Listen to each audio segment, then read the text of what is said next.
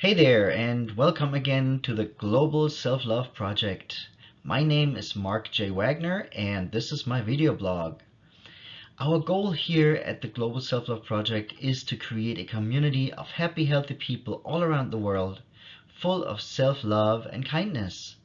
And, well, obviously I can't do it by myself, so I need your help with this. So please, if you find this channel helpful and the videos that I'm putting out with a lot of helpful information and a lot of tips and tricks on how to literally change your life for the better and be more aware of things that go on around you and start a healing process within you, then please share this channel with other people so we can achieve this goal together.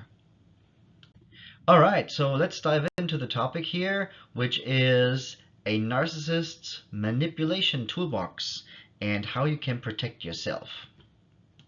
Alright, now let's look at why it is important to know the tools narcissists use to manipulate their victims. Narcissists use a variety of tools to manipulate their victims to actually first gain control over them and then to maintain control over them.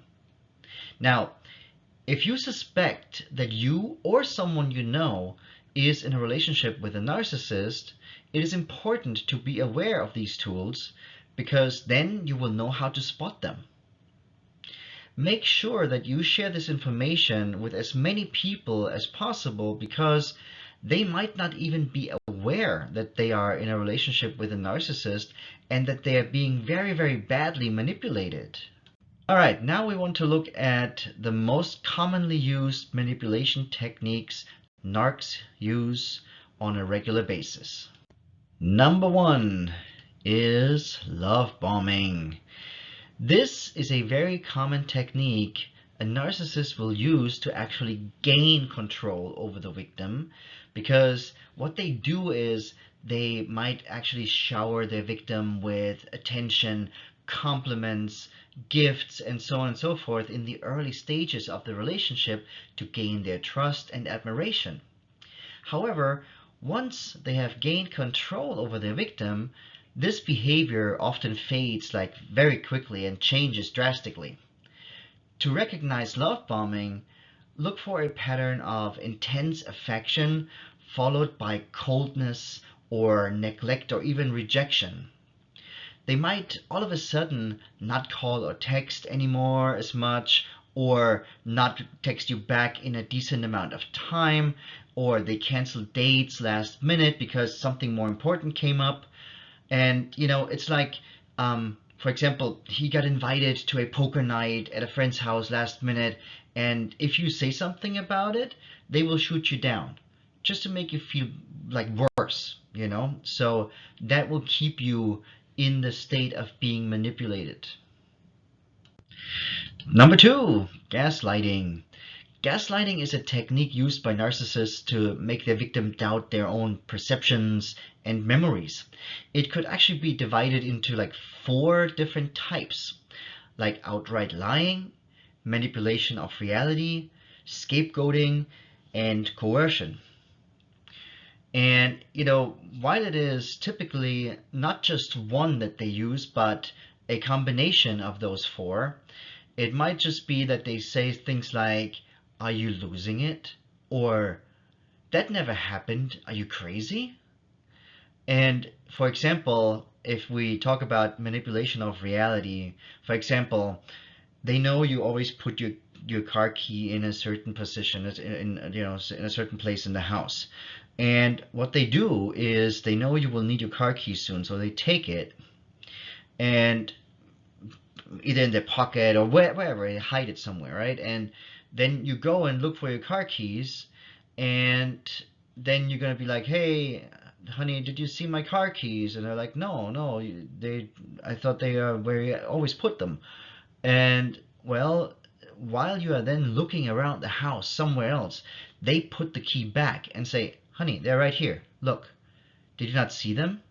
Well, this is a manipulation tactic they would use to make you actually doubt your mind and your sanity. The moment you begin to doubt your own sanity, you will be completely at their mercy, and they will continue to play that game with you until you completely believe everything they say. All right, another big one, number 3, blame shifting. A narcissist will often shift the blame for their behavior onto their victim or others. They might say things like, "You made me do this," or "It's your fault. If you wouldn't have done such and such, I wouldn't have said or reacted in a certain way."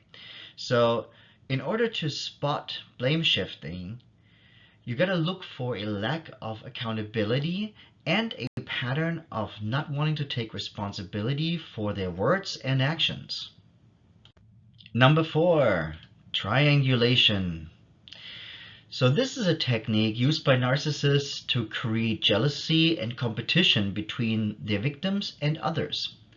They might compare their victim to others or talk about their exes or flirt with others in front of their victim, and then they would blame you for showing jealous behavior if you say anything about it. And even if it's just something like, well, who is that? Or what did you do there? Or what did you talk about? Something as simple as that, they would turn around and say, well, look, you're jealous. There was nothing. It was a very simple, innocent conversation, So it also makes, you as the victim more insecure and therefore more controllable, because the more insecure you are, the more you become controllable to the narcissist. Number 5, manipulative behavior. A narcissist will often use manipulative tactics in order to get their way. And this might include threats, emotional blackmail, or guilt tripping. So a few examples here are, they might actually threaten self-harm or suicide even. "If you leave me, I will kill myself." Or number 2, making threats. "If you don't do what I want, I will make sure you regret it." Or number 3, using guilt. "You know how much I've done for you, and this is how you repay me." Or number 4, playing the victim. "I can't believe you would do this to me after everything I've been through." Number 5, using children as pawn. This is like one of the worst ones in my opinion. "If you leave me, I will never let you see the kids again." Number 6, using the silent treatment. "Well, I'm not going to talk to you until you apologize." Or number 7, flattery. "You are the only one who understands me. Without you, I'm nothing." Well, all of these are very, very manipulative. Don't fall for them. And if they make threats of self-harm and suicide, or threaten you to harm you physically, you need to get them Baker acted, because that is unacceptable. Number 6, lying. Narcissists often are very, very skilled at lying. And they use this ability to obviously manipulate their victims. They may lie about their past, their accomplishments, or their feelings in order to gain sympathy or admiration from others. It can be difficult to spot a narcissist's lies, as they may be very convincing and they may even believe their own lies. However, over time, inconsistencies in their stories or a pattern of dishonesty may become apparent. It is important for you to trust your instincts and to seek validation from others if you suspect that a narcissist is frequently lying to you. Last but not least, number 7, isolation. And that, in my opinion, is one of the most dangerous ones, because think about it. If you let them isolate you from your loved ones, your friends, your family, and then all of a sudden they are the only influence over you, and that makes you a lot more easily manipulated. So now they may actually discourage you from spending time with friends or family. That's typically how it starts. They're like, "Oh, really? You have to go see them again? I thought we could spend some time together. I was hoping we can go for dinner," whatever, So, you get the drift. Or they might even go as far as to sabotage these relationships strategically, causing division. So you get into fights with your loved ones, and then they're gonna say, "See, I told you. They are really not good people. They constantly fight with you, and so on and so forth." Or in extreme cases, they may even move you out of the town that you live in, where your family and friends are, or even out of the country in order to isolate them, isolate you like even more. And it's really, really important to be aware of this tactic and to maintain your connections with your support system and your network. Even if it means sometimes that you have to go against the wishes of the narcissist, you have to keep in touch with your loved ones and maintain a support network. That is very, very crucial and probably even a lifesaver down the road. All right, now let's see what you need to do to protect yourself and your loved ones. Like if you brought children into the relationship, or you have children with a narcissist together, what you need to do to actually get out safely. And I'm going to share some tips here for leaving a narcissistic or abusive relationship, either way, in a safe manner. All right, number one is to create a safety plan. This might include finding a safe place to stay, changing your phone number and or email address, and notifying friends and family of your situation. It might also include informing the authorities, like local police department or a women's shelter, who would help you to get out safely. Because, for example, if a narcissist also has tendencies for violence, then it is crucial that when you move your things out, like when you want to, literally move out and grab your personal belongings, and the narcissist might be there, you can actually call the police station or the police department or sheriff's department, and they will send someone out to be there and oversee the move out. So please never do it by yourself if there's a risk that the narcissist might be there and might be a violent person. Number two, seeking professional help. A professional like a therapist or a counselor can actually help you to process your emotions or develop a safe plan for leaving.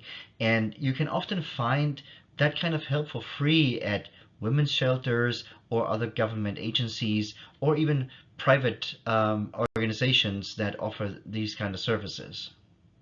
Number three, cut all contact. All, absolutely all. So this includes social media, phone calls, emails, and any other form of communication that the narcissist might use to try to draw you back in, because that's what they do, right? They try to manipulate you into, oh, give me another chance, I'm gonna change, I'm gonna do this, I'm gonna go for counseling, all this blah, blah, blah, blah, that they will never do. The moment you're back, typically what happens is it gets worse. Now the blame game starts, and you did this, and it was all your fault again. And that is why it is so crucial to establish a absolutely hard no contact rule. Number four, build a support network. Surround yourself with people who love and support you. For example, you can join a support group or connect with others who have gone through similar experiences. Like you can find groups actually online, on Facebook, and so on and so forth. And most towns have support groups or shelters where you can at least get information and they can point you in the right direction. Well, now, where can you get help? I've heard people say, oh, I don't have friends or family that live close, so I can't really turn to anybody. I don't know where to go to. And well, here's what you can do. There are some very helpful resources out there provided by government, like women's shelters or churches and other places that have a safe place sign out up front, and even private organizations. So for example, one of the websites I want you to explore is womenslaw.org, because they actually can give you and find resources for you in your state, in your local area. And if you are in a imminent, dangerous situation, please do not hesitate to call either 911 or the domestic violence hotline if the situation is not escalated yet. And you can either call them 1-800-799-7233, or you text START to 88788. Do not hesitate to reach out to either one, because they will provide help immediately. All right, now in conclusion, what have we learned?